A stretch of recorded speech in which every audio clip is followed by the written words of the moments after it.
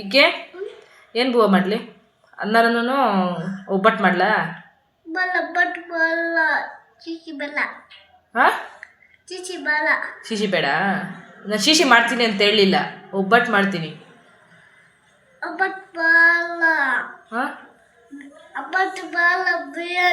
ಹಾಂ, ಬಿರಿಯಾನಿ ಇವತ್ತು ಹಬ್ಬಲೇ, ತಿನ್ನಬಾರ್ದು. ಒಬ್ಬಟ್ಟು ಒಬ್ಬಟ್ಟು ಮಾಡ್ತೀನಿ.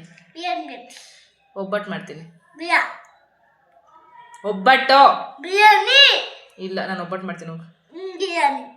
ಶೀಶಿ ಇಲ್ಲ. ಶೀಶಿ ಇಲ್ಲ.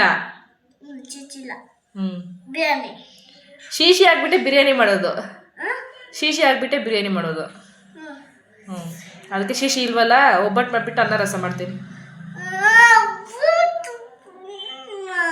ಇನ್ನೇನು ಬೇಕು?